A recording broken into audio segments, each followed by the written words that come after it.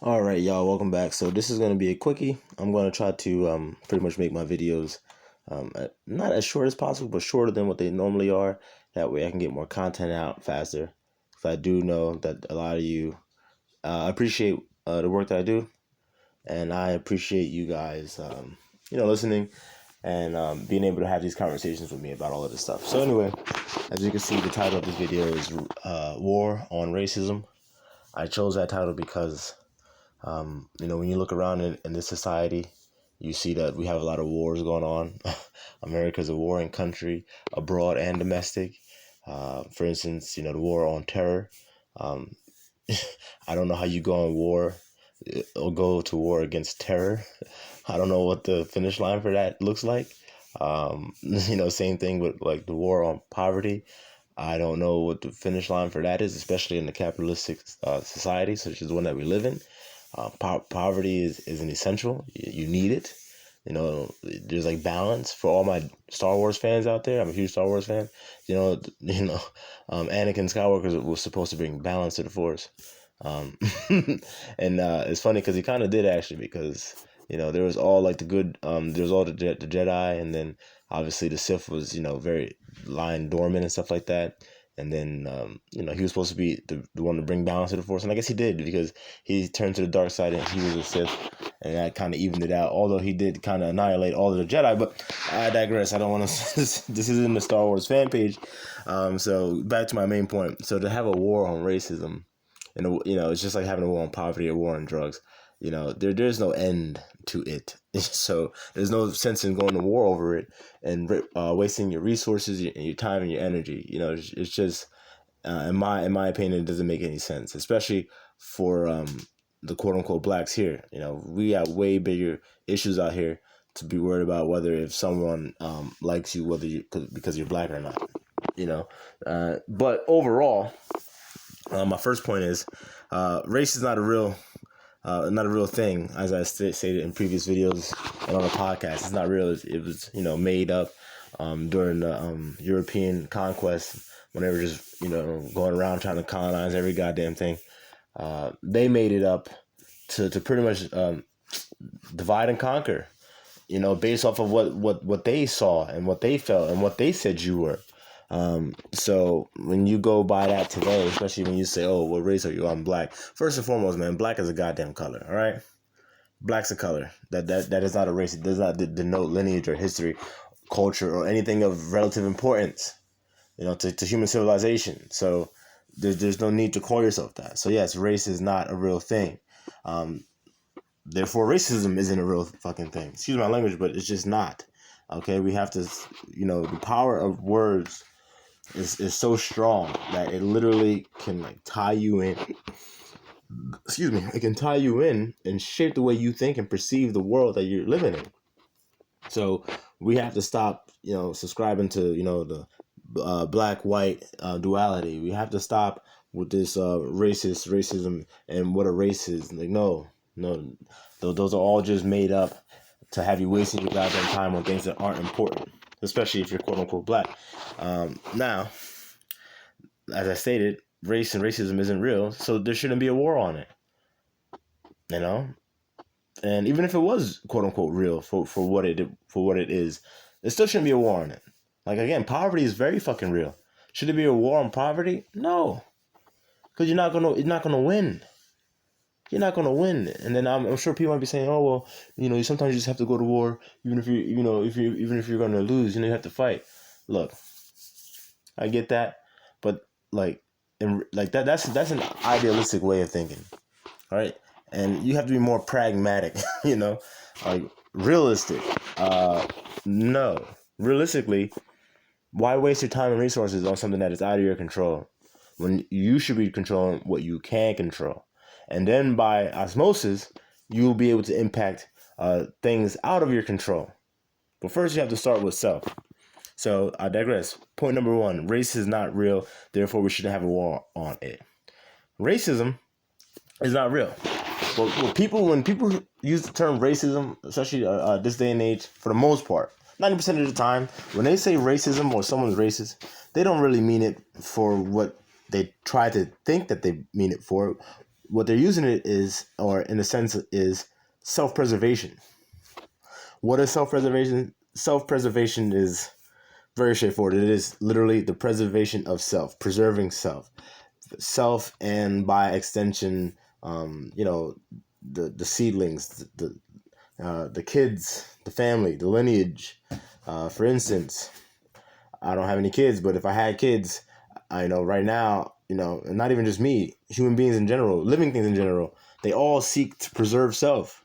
That's why trees and they drop seeds to the ground so that animals can eat them and then go somewhere else and then have it pass through their body. And when they do what they have to do, go number two, and they leave that seed somewhere, and that seed gets fertilized, and that tree grows somewhere else. That's self-preservation. That particular species of tree was able to reproduce and prolong its life.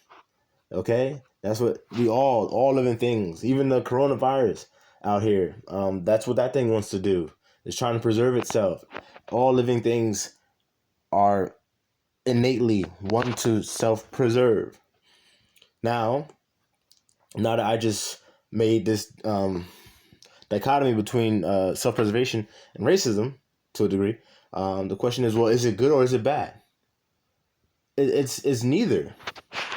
It's not inherently good. It's not inherently bad. I would say it's inherently righteous, because I would never try to knock someone for trying to preserve themselves. No, I would never. And I would hope no one would ever try to, castigate me for trying to preserve myself. But what happens is, especially here, and especially if you're black in America, what you think is racism is self-preservation by the ruling class. But the majority of us don't have a ruling class mentality, don't know what a ruling class mentality is. Therefore, we're playing this game that by their rules, and we think that it's supposed to be catered to us, and it's not. We are number 3 in population percentage. At 13%, the population hasn't changed for damn near 50 years. So we're stagnant. We're stagnant. We've been passed by the quote unquote Hispanics in this country as blacks. All right, we've been passed. They're preserving themselves with a strong culture, and you guys already know I've spoken about culture time in, time out. We don't have that. So the Hispanics are able to pass us because they do have strong culture, strong cultural ties and codes of conduct. And obviously the ruling class, the quote unquote whites, they preserve because they're in power. Now, if you're in power, right, and it's natural to want to preserve oneself, would you do anything to help preserve someone out of your quote unquote race pool? No, because why? Number one, that's not your responsibility. Number one, your responsibility is preserving self. That's I already went over that. So it's not your responsibility as a quote unquote white race to be looking out and trying to help the quote unquote black race or any other race for that matter in this country. You have to look out for self first. And if the shoes were reversed and it was us that were in charge, I'd be the same way they have it is the same way. Well, not maybe not the same exact way, but definitely a way that I would like it to be for us, because we have to self-preserve. Now, some people like to call it quote unquote white privilege. No, it's not quote unquote white privilege. What it is being in rulership. We don't rule. We don't even own anything. As quote unquote blacks, all the money that we spend and we own nothing. We have 0.1% control over all the wealth in this country. Like, come on, man. So, nah, and that's another one of my points. We spend so much time, arguing and talking about stuff like race and racism and all that shit, but we don't have nothing to show to our goddamn name. 1% of the wealth, and that's including all the quote unquote black celebrities and stars that That's including Oprah. 1%. I don't wait. Is it one or I think it's 0.1%. Regardless, if my numbers are wrong, you guys can look it up. But it's going to be it's low. Okay, it's low. So anyway, back to my point. Should laws be made to stop self-preservation? Because obviously there's a war on racism, which I just told you racism is self-preservation, and people try to get legislation drawn up to stop racism, which can never happen. So then the next question I'm sure most of you are probably asking, well, should laws be made to stop self-preservation? No, because it's like I said, it's not inherently a bad thing. It's not genocidal to preserve oneself. No, they're separate. They're different. They can be exclusive of one another.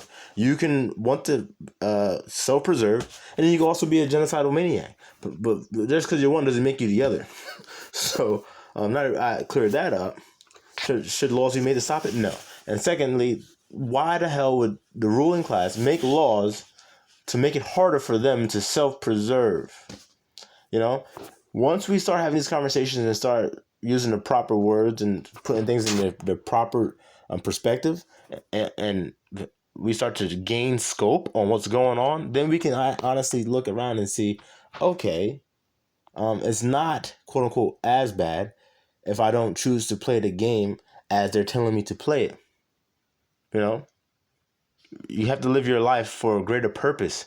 If the biggest thing to your life isn't someone not giving you a job or someone not dating you, and then you think it's because you're quote unquote black or white or whatever, like, come on, get over yourself. Don't be so goddamn vain.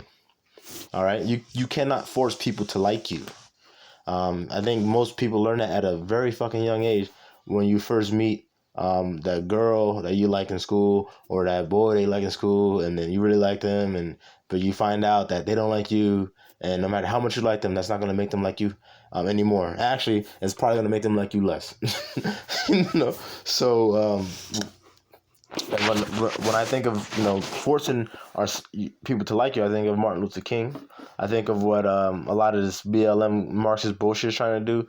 They're trying to like Martin Luther King. What he wanted to do was he wanted to force us into white society, quote unquote white society, which he pretty much accomplished. But he had no, he couldn't see the forest through the trees. That was his end all be all. Like, oh yeah, living in a society where where little colored boys and little white girls and I have a dream and this, that, and the third and all that bullshit. But that's what it was. It was just a goddamn dream. What I'm saying? What happens when you wake up from a dream? That's it. You don't go back to that dream. But he didn't have a sequence of dreams. He had the one goddamn dream. And you know what? We are living in his dream right now. But for many of you, especially the social justice warriors, you want to be out here thinking, not thinking, but acting like every day someone's getting goddamn lynched when we're not. But you guys would be the first one to say, this isn't a dream, it's a nightmare. But see, it's all perspective. Because Martin Luther King, that's what he wanted. That was his fucking dream. And we're living in it right now. Is it perfect? No. But is it perfect because we're living in a crazy ass racist society? No, there's self-preservation. Now, is there a lot of ignorance out there? Yes. And by ignorance, I mean, oh, well, that person looks different from me, so yada, yada, and then I'm going to, pick on them or whatever. Yes, that's ignorance. Is that racist? No, I already went over what racist is and what it isn't. So no, it's not racist, okay? That's ignorance. And that's fine. If someone doesn't like you for whatever reason, if you're tall, you're skinny, you're fat, whatever, or if you're black, you're yellow, you're Chinese, if you're red, you're a fucking crayon. I don't care. You shouldn't. When someone does that, they just made your job easy because now you don't have to associate with that person anymore. You literally could just. That's it. If you're in that area, you can remove yourself from that area. If that person comes into your area, you can remove them from your area. It's so simple. But to try to force yourself onto people and into situations where they don't want you to be, and then act freaking outrage when they act negatively towards you, it's just crazy to me. It's nonsense. So yeah, Martin Luther King, he wanted to be accepted by the whites. My question is, but why? Why? Why was that his dream? Why did you want to be surrounded and ingratiated with people that, one, don't look like you, don't have the same values as you for the most part, cultural values, for all my freaking black as a culture people out there, that don't have the same values, Why do you want to force yourself to be in that? Why didn't you look past the forest to see the trees and say, well, what next once we get there? How's that going to help better the lives of quote unquote the Negro? Huh? How? He didn't have those answers because he didn't ask those questions because he just had a dream, one dream that he wanted to accomplish, and not to mention he was a puppet, he was a pawn, and he was also trained by the Marxists too. If you don't believe me, you can look it up. There was a lot of socialist movements, communist movements that infiltrated America back in those days. There's plenty of books out there that you could look up. I actually named one of the books. I think one of the guy's name is Manning Johnson, and the book is like called Prejudice Color or something like that. It's a really good book. It's a short read, but it's really in depth, and it's pretty much this guy got caught up in some communist stuff in America, a black dude, and then he was with them for like 10 years, and then he was able to see what they were actually trying to accomplish. But anyway, yeah, that's a good book. Check it out. But anyway, back to my last point. Do you, the listener, whoever's listening, do you seek validation from the one that you call your oppressor? And by validation, that's me saying like the whole Martin Luther King effect, where it's like, oh, I want to be seen as equal in your eyes, white man. Ooh, white man, give me a hug. Give me a hug. I want that hug, white man. That proverbial hug. I want to be on the same level as you. Like, I just want to wake up one day and have the white man tell me, oh, you did good, boy. I respect you now. Like, what the, you know what I'm saying? Like, that's how a lot of y'all clickety clackers on the internet be acting. Like you say all this hoorah, hoorah, talking about the white man this, white man that. And you know why? Because you call yourself black. So as long as you call yourself black, you're going to continue to be thinking about the goddamn white man when you know the white man ain't fucking thinking about you. Wanna know why? Because the white man don't have the bullshit ass problems that we have. That's why. Because you know why? The white man runs his household. The white man runs his country. You don't even run your own goddamn household, so-called black man. And I don't hear about the strong black woman because last time I checked, look at all the hoods across the USA.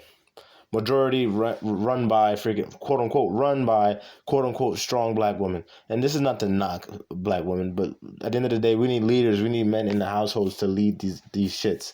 And you might say, oh, what are the dudes are all out, in the streets and in jail and locked up, and that's because of racism. No, don't get me wrong.